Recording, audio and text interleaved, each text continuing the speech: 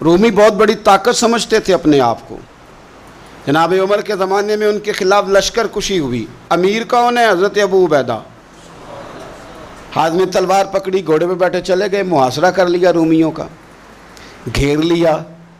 अब रूमियों ने कुछ थोड़ी सी मुज़ाहमत करने की कोशिश की, बाहर आए, लेकिन कुछ भी ना हो सका, मुंह की खा के वापस अंदर चले गए।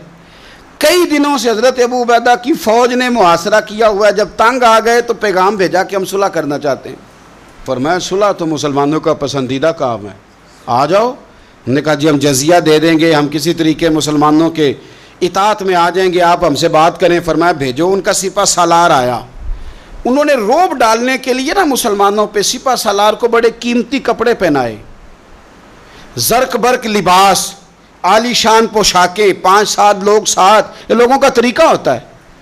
वो प्रेशर डालने के लिए लोग किराए का मकान भी खरीद लेते हैं, किराए की कार भी हासिल कर लेते हैं, लोगों के बर्तन भी इस्तेमाल कर लेते हैं, किसी के घर से फर्नीचर भी मंगवा लेते हैं। तो आपने ना वो जर्क बर्क लिबास पहने हुए उन लोगों को आते देखा। अब वो बड़े अपने अंदाज में तो रोब डालने के लिए आए थे ना, तो आके पूछा मुसलमानों के अमीर कहाँ हैं लश्कर के? तो उन्होंने कहा इधर ही थे, यहीं कहीं होंगे। वो बड़ा हैरान हुआ कि हम तो बड़े लाओ लश्कर के साथ आए। याद रख लें, रोब कपड़ों का नहीं होता, रोब किरदार का होता है। फिर पूछा कहाँ हैं? ने कहा जनाब वो सामने खेमे में देख लो।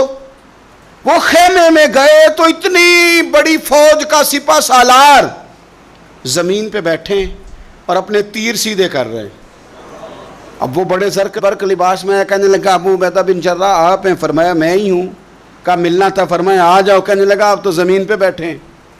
तो आप फरमाने लगे हमारे बुजुर्ग ज़मीन पे ही चलते थे, ज़मीन पे ही बैठते थे, ज़मीन पे ही खाते थे, नींद आती थी तो ज़मीन पे ही सो जाते थे।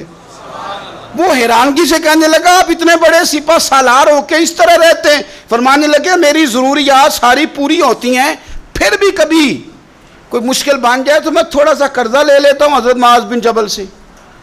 उनको मुश्किल आ जाए तो मुझसे ले लेते हैं। तो बिल्कुल सही गुजारा हो रहा है कि इस तरह क्यों बैठे हैं? ये क्या बात हुई? हमारे यहाँ लोगों का रोना धोना नहीं, रोज़ मकान कोई नहीं तो रो पड़े, बच्चे की शादी करानी है तो रो पड़े, ओहो जी क्या बताएं गरीबी बढ़िया तो रो पड़े।